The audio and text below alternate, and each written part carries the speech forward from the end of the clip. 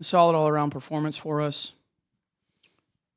We shot the ball well from three. We had great balance. 5 players in double figures. I thought our defense was really good until the fourth quarter. Obviously, it got loose there a little bit, but just proud of their approach. You know, this game sometimes it can get a little. You want to make sure you have the focus before the bye. You know, you have the bye. You know it's coming up, and you want to make sure that you know you give each game its proper due, proper preparation, and so I was pleased with that. We emphasized rebounding, you know, before the game. We're not a great rebounding team yet. I am hopeful we will be that at some point this year.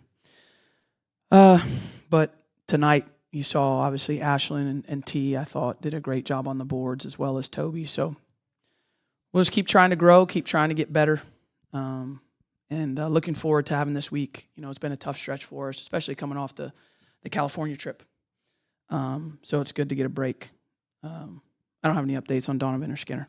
I'll take questions. Kara, this is kind of the second game in a row. There's been one player you can kind of circle on the scouting report. What did you guys do so well on Walker tonight? I don't even know. What did she do? She had 5 points. She's a really good player. I mean, you know, it's an 18-game schedule, and you know, players are going to have good ones and bad ones.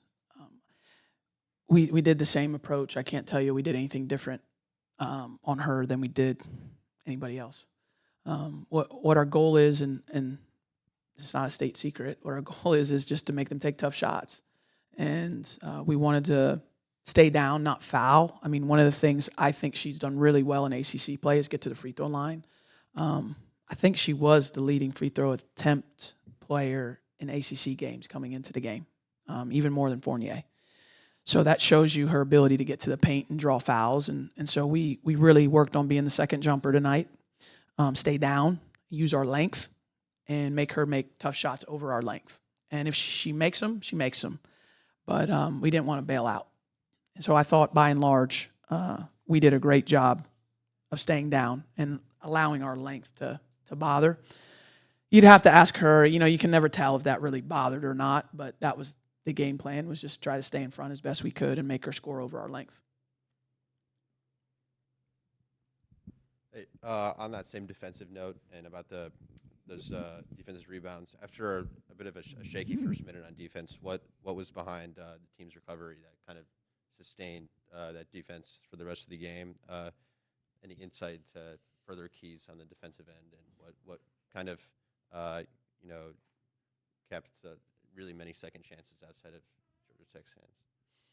I thought in the first couple minutes of the game we were doing a poor job of matching up in transition, and that's been something that's gone in and out for us all year. And they were getting loose and getting good looks. So we talked about that at the first timeout, even though I think we were, or when they called the timeout, I guess maybe we were up 12-4 when they called the timeout. So it felt good because we were up, but the defense was really poor, and they probably should have had more than 4. So that's what we talked about, cleaning up, matching up earlier, getting out to our players earlier, loading so they can't get to the paint in transition. And I thought after that we were much better on the defensive end at doing that. Coach, you mentioned wanting to be a great rebounding team. You had 10 today from Ashlin and 9 from Mare. Have you been kind of trying to challenge the guards to, hey, let's help out our post a little bit on the glass and rebound as a team? You know, I guess maybe because it snowed today. I thought hell would freeze over before Jackson got 10 boards in her life. Okay. I don't think that's never happened, has it? Yeah, I mean, that's what I mean. That must have been what was happening before the game. The snow was coming down. That was a sign. Credit to her for doing that. I never thought she would do that, honestly. And I told her that after the game. I mean, I actually told her I thought I'd be dead before she got 10, not hell freezing over. She has not been a consistent rebounder her whole career. And that's something we've talked with her about for many years. So I don't know what got into her tonight or why she was able to do that. Mare's been a really consistent rebounder for us this year. You look at Mare's averages, and she's been that. So the fact that she had 9 did not surprise me. And then Fournier's our leading rebounder, and so you expect that. So, yeah, the one that surprised was Ashlin. But what I will say about Jackson, and I'm kind of joking but not joking about that I didn't think I'd see it. I didn't think I'd see it. She continues to play at such a high level. And she's a true two-way player. She had 7 assists tonight. I think she leads us in assist on the season from the shooting guard position. That is rare. And I've got a good point guard. It's not like I have a bad point guard. I have a good point guard. She is playing at a high level right now. She's one of the best guards in our league.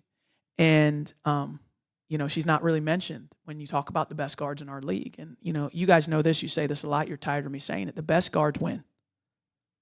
That's what makes you good, is that you win. And Jackson and Mare win. And they've gone against the top guards in our league. So, well, not all of them. We're going to go against way more. But some of the top guards in our league.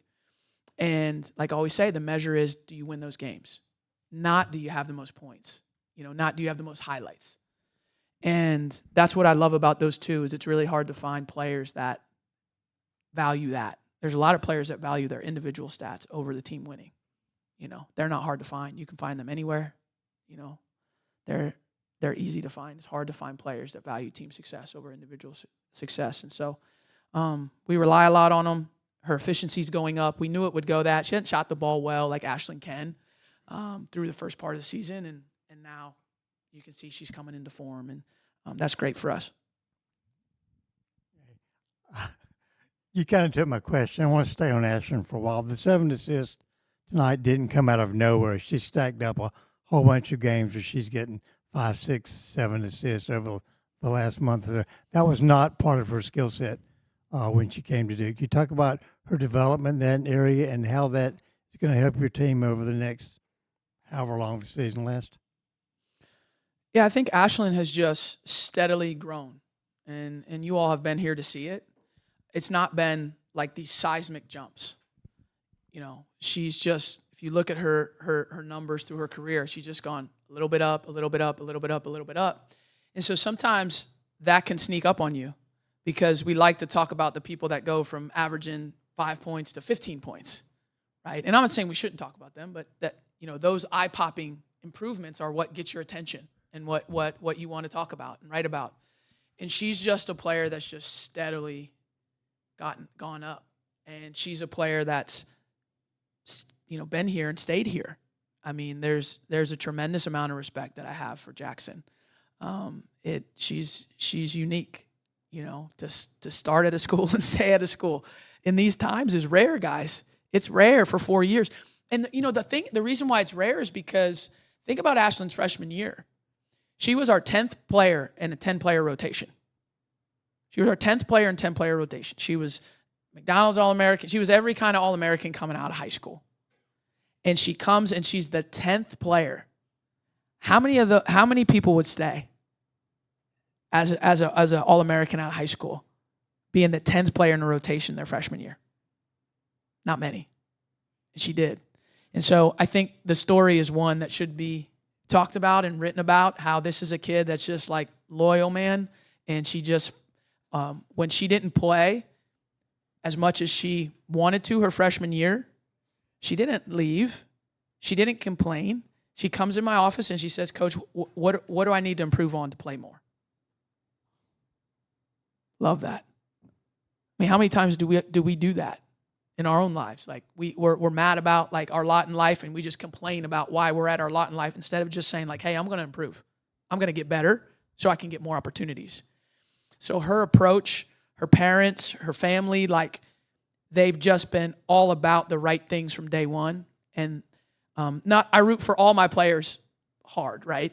But I do think when you have a senior that's been with you the whole time and that has just fought through all the adversities that she's had, you do root a little harder for her success because of what she's meant to our program. She is she was the most important recruit since I've been here. She was the first All-American player to decide that we were going to come to Duke, and we did not have hardly anything here. Everyone that's come after like there was at least something there. We had nothing when Ashlin Jackson committed to us. The 23s had the 22s, and the 24s had the 22s and the 23s, and then there were transfers that came in. But Ashlin committed to us even before we got transfers after the first year. So her belief in me and her belief in our program is something that I'll never be able to repay that. It always takes one player to get it going when you're a new coach, and she's that player for me. And how does she help you? Her improvement in all these areas help your team down the stretch? Yeah, I mean, she's able to go between both guard positions. She's able to play on-ball defense. She's able to play off-ball defense. Her versatility, how good she is on both ends. She, a lot of times, guards the best player on the perimeter on the other team to start. So there's a lot of ways that she helps us win. Yeah, Coach. Not to bring the mood down a little bit after that, but 4 fouls for Robertson today in 14 minutes. I'm expecting that you're looking to see a little bit more discipline out of her than that. Kind of how does that? How are you kind of tracking that and monitoring that?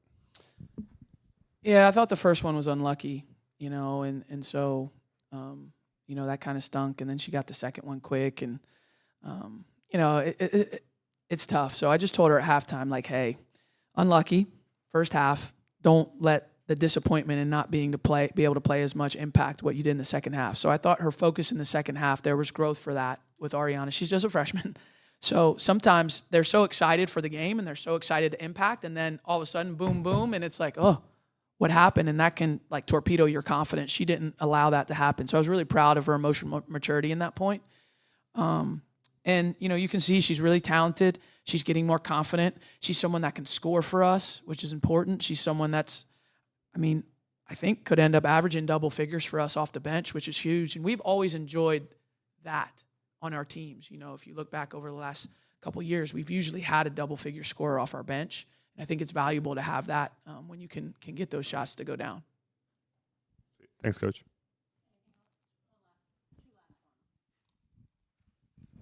I was going to ask you a non-game question about, last week the NCAA announced some changes to the transfer portal window. It's going to move. It's going to open after the national championship game. It'll be open for 15 days. Just wondering if you had any thoughts on how that changes things for how you deal with the portal or how it might impact players. I don't know that it changes things too much. I guess it is later than it was before, and you won't have people playing during the time of it. But, it's not like the communication that is starting then, it's happening all year. And that's the unfortunate part of what the environment we're in right now. That's how some people already know where they're going on the first day of the portal, So I don't know that it changes too much, to be honest with you. But it will be good to know, obviously when that 15-day period is up, then at least your roster from a retention standpoint. You at least know who's staying. And then, we've always been active in the portal in the sense that, we've always looked to fulfill a need if we felt like we had it. But that's not where we want to have the bulk of our roster. And that doesn't mean it's wrong if somebody else wants to do that. I think you can be successful in a lot of different ways.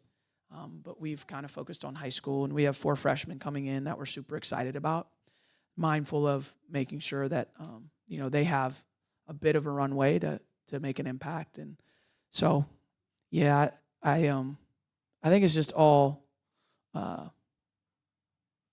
it's all like changing all the time. So it's kind of hard to be like, okay, now it's this, and then we'll do this. You can't really get any traction on anything. You just have to be flexible. Riley had a career high today. I was just wondering your thoughts on her growth throughout the season. Riley's such a pivotal piece to our team, and when she's scoring like that, I think we're a hard team to defend because we have so many talented scorers, and she's just going to get better and better, I think. You can see like she's growing into who she is, and her ability to knock down threes, her ability to get to her pull-up. She just does a lot of things really, really well. And it was nice to see because she struggled the 3 games before. Struggled at Cal and Stanford and struggled against Virginia. So it's nice to see that bounce back, and just proud of her. She's growing. She's growing, and she's willing to be challenged, which is like sometimes players, they say they want to be challenged, and then you challenge them, and then they go into a shell, right? And so you're like, okay, you say that, but that's not your action. Riley embraces being challenged, and she's very coachable, and she comes back the next possession or comes back the next day ready to go. And so I love that about her. And that quality means that she's going to keep getting better. Because if I challenge you and you go into a shell, I have to wait for you to come out of the shell to get better. You're wasting time. Every second you're in the shell, you're not improving. If I challenge you, and now you don't go into a shell and you listen to what I'm saying and you work on those things, you're ahead of the person that's still in the shell, right? Because you're already starting immediately the stuff you got to get better at. And she has that, and so we just try to keep encouraging her to be successful and to be aggressive. So I thought she was aggressive tonight.